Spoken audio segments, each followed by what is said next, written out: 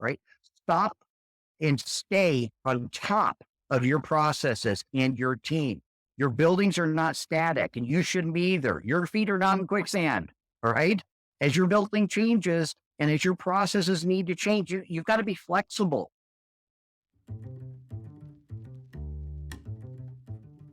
Welcome to Connected FM, a podcast connecting you to the latest insights, tools, and resources to help you succeed in facility management. This podcast is brought to you by IFMA, the leading professional association for facility managers. If you are ready to grow your network and advance in your career, go to ifma.org to get started. Today's episode features one of our World Workplace speakers, David Trask, who is the National Director at ARC Facilities. David sheds light on the crucial aspects of preventative and deferred equipment maintenance, and he delves into the challenges organizations face, such as budget constraints, accurate information management, labor shortages, and the snowball effect of deferred maintenance. If you find today's episode intriguing, you will not want to miss his expertise at this year's World Workplace in Denver, Colorado, taking place on September 27th through the 29th. Now, let's get into it.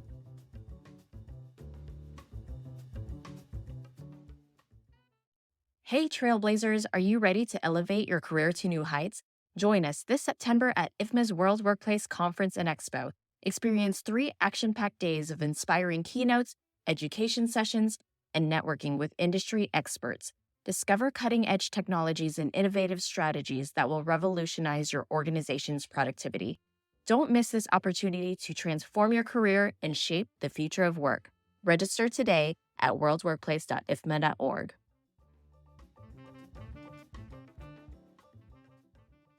Hello, my name is David Trask. I'm National Director over at ARC Facilities, and today we're going to talk about the challenges of preventative and deferred equipment maintenance. So why is this topic so important right now? I have yet to talk to one organization, and I've had hundreds of these discussions over the last year, 2 years, and everybody's got this challenge. Just I can't keep up with my PMs. I'm shoving things into deferred maintenance because I just don't have time or the money to really take action on these particular things. But this is a global struggle. This isn't just you. You're not alone. But most orgs put themselves into one of 2 categories. We're either in the proactive or I'm in the reactive category. Which category are you? Are you in the proactive where I'm planning ahead, or are you that where I'm just putting out fires nonstop? So again, I got news for you. You're not alone, but even the proactive orgs still run into issues, and there's just so many factors that can really play into that. But I call those the X factors, or the unexpected things that happen. What that comes down to is like a fire or a water leak, or even more importantly, when a major piece of equipment fails, or the entire system fails and it cascades on down. Well, what are some of the biggest challenges when looking at preventative and deferred maintenance? Well, number one is budget. Budgets are under the microscope every year. And I got news for you. Your leadership is not in facilities, and they don't understand facilities. They're not a plumber. They don't know the first thing about HVAC. They just know when something breaks that somebody's writing a check. But it's important for you to partner with your leadership so that when things happen, it's not a shock. You've got to educate them on what systems do what. And more importantly, if something happens, this is what that long-term impact is. Well, BOMA estimates that the repair and maintenance accounts for about 12% of the total budgets, and estimates that preventative maintenance represents 30 to 50% of that cost. So I also saw a report that said between 2 and 6% of an annual operating budget should be spent on preventative maintenance. What's your number? What percentage are you spending on PMs? And also, how is that current deferred maintenance budget for you? Is it thousands, tens of thousands, or more like I hear most often, millions of dollars? So take a hard look at that. The second thing is acknowledging your information is a mess. And I hear this all the time, crap in, crap out. But it's time for us all to look in the mirror.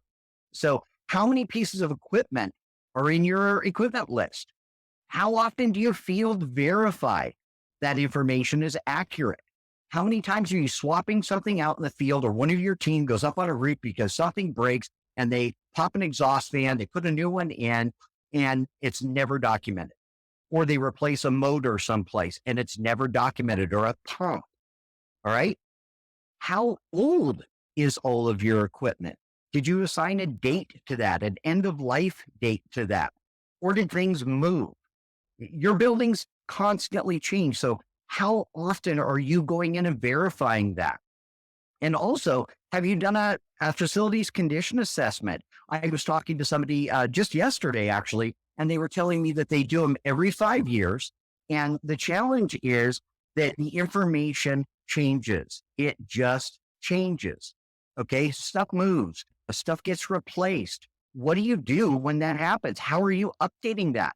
So the orgs that I spoke with the other day was a hospital. They moved 8 exhaust fans and replaced 1 RTU on a roof in 4 months. Not one of those items was updated in their CMMS or into their VAS or into any other system. You know where it was? It was written down on a notepad in a guy's pocket. The guy who worked on that project. No one else had any of that information. So again, your buildings are a moving target. Things are moving all the time. Things are changing all the time.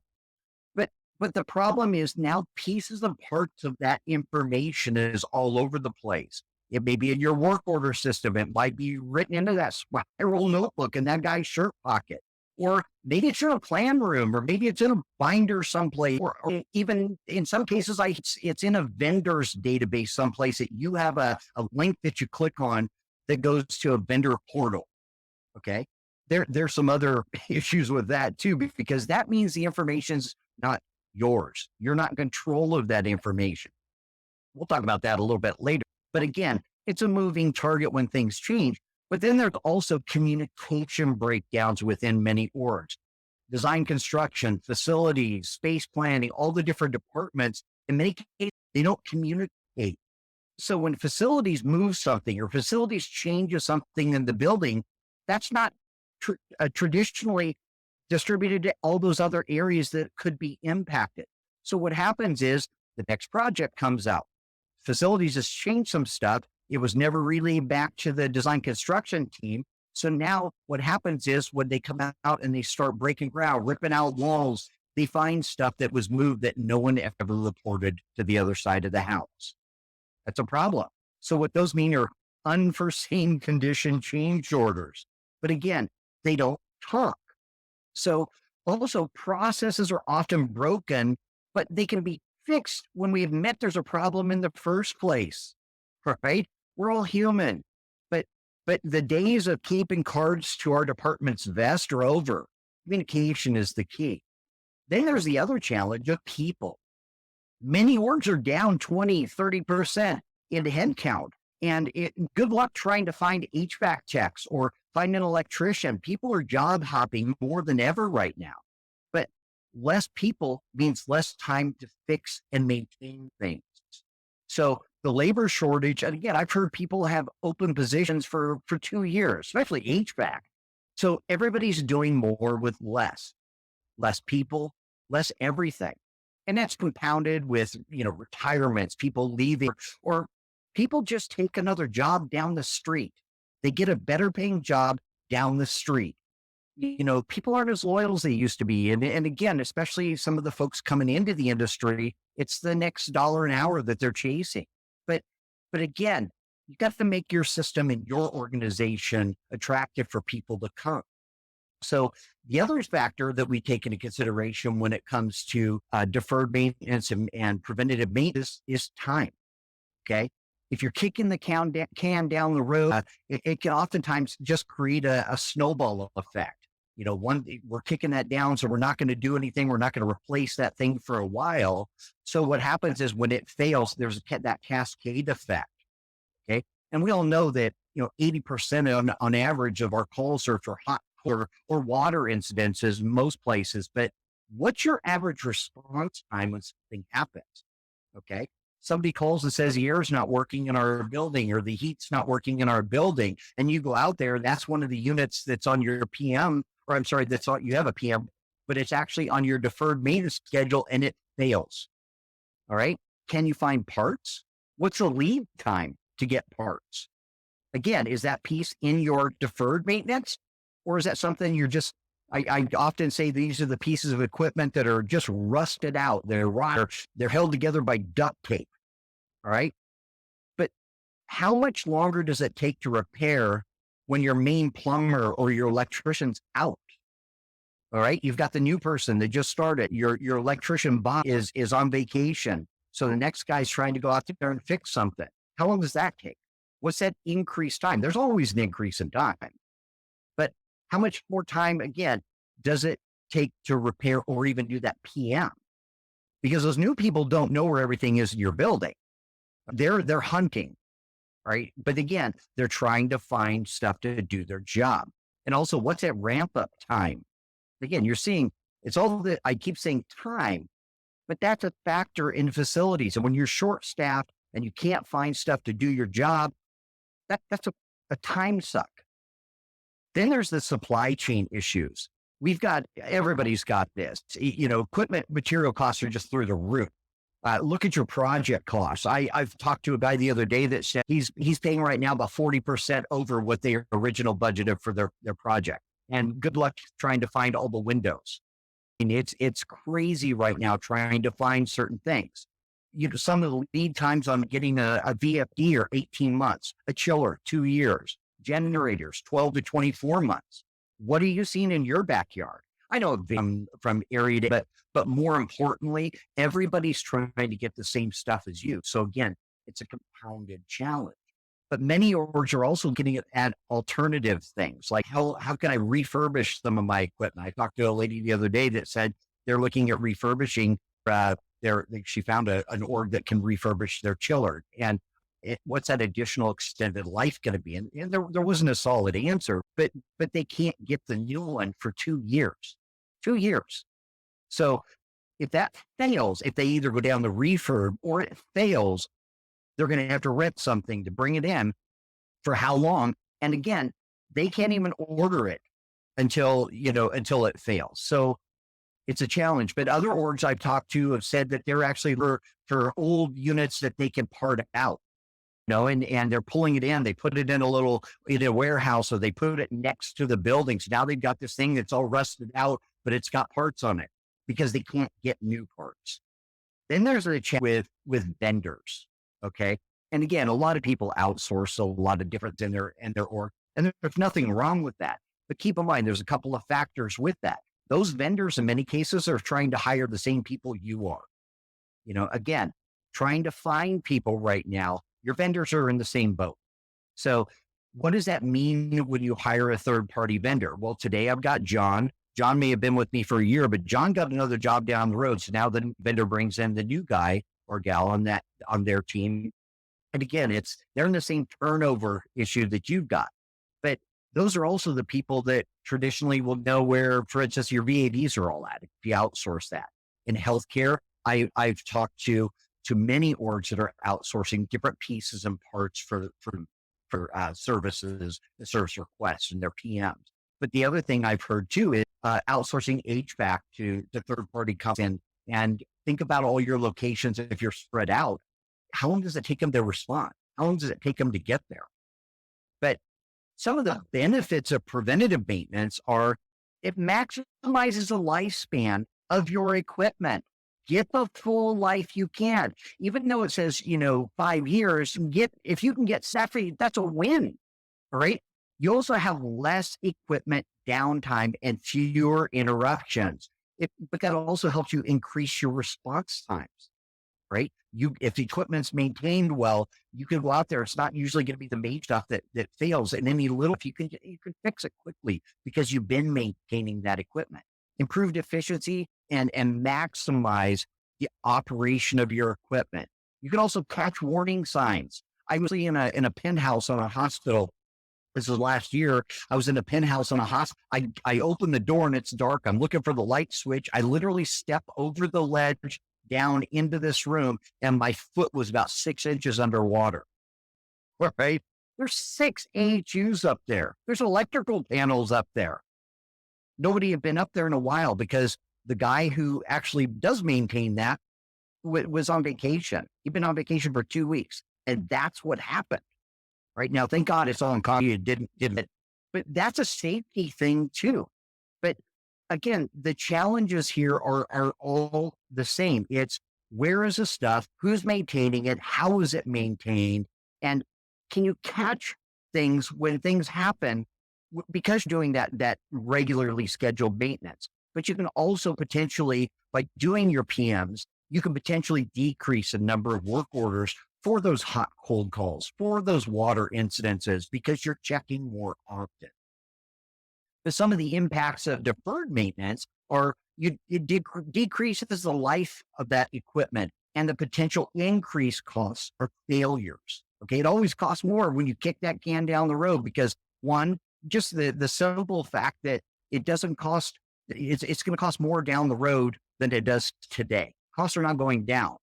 Long-term extended costs, I've heard on deferred maintenance, compounds every year as much as 7%. All right, it's a snowball. That's increased cost. That's increased everything associated with kicking that can down the road. But it can also cause complete system failures. It's that one thing goes down, the next thing goes down. It's that snowball. It's the domino effect. It can happen quickly. But emergency repairs always cost more than those planned failures. Okay, they always cost more. And there's other potential risks with that. Potential regulatory fines, especially in healthcare, where it's so stringently regulated that if something isn't being maintained and you keep kicking it down the road, get written up for that. Okay. What times are increased when unexpected things break? Okay. That again, go back to the supply chain. How long does it take me to get the things to fix that? So let's take a look at also, what do we do? What is a move forward plan? You've got to start today. If you don't start today, every day that you wait is one day closer to those key people walking out the door. And also one day closer to those failures in your equipment or your systems. We got to take a hard look in the mirror. Look at ourselves in the mirror. Be honest. Okay. It's okay to say, listen, we got to change some things. Analyze your internal procedures and identify those gaps. How are you updating systems? How are you documenting changes in your building every day? Is that being done? If it's not, you got to look at a process change, right? Stop and stay on top of your processes and your team. Your buildings are not static and you shouldn't be either. Your feet are not in quicksand, all right? As your building changes, and as your processes need to change, you've got to be flexible, right? Schedule quarterly reviews and really look at what you've got on that deferred maintenance list. Make adjustments and really to minimize those surprises so that those aren't the unexpected things. Really take a hard look at that. Also, take custody of your building information. I cannot stress this enough. You are the owner of your information. It shouldn't be in somebody's head. It shouldn't be only in an event portal. It shouldn't be in Bob or Betty or whoever on your team's head. All right. All your information to stay with the building, not with the person. But the information, remember what I said earlier, it's crap in, crap out. You've got to maintain that information. What's that policy? What's that procedure that you're going to constantly be updating that information? Update that equipment list, but more importantly than that too, not just the updating, okay, field verify, spot check what's inside and out of your building on a regular basis. Double check. There's nothing wrong with double checking and make sure somebody updated something that happened on a project or you had a failure of a piece of equipment and you replaced it. Get somebody to go double check that. Create an environment for success using industry best practices. And more importantly, lean on your neighbors who are doing the similar things in your network or other people that you know in the industry and leverage those tools and processes that other people are doing. Everybody's in the same boat. I said this earlier. Okay. Everybody's looking to try and figure out different ways and methods. Okay. Lean on your industry partners, lean on your trade organizations. Okay. They share information nonstop. And most importantly here, celebrate your wins. If you celebrate your team, lift your team up, everybody wins and your entire organization wins. Again, thank you so much for joining me today. My name is David Trask. I'm with ARC Facilities, and I look forward to seeing you again really soon. Thank you. Thank you so much for listening. I hope you really enjoyed this episode. And as always, please don't forget to rate, review, and subscribe to the podcast for more incredible content.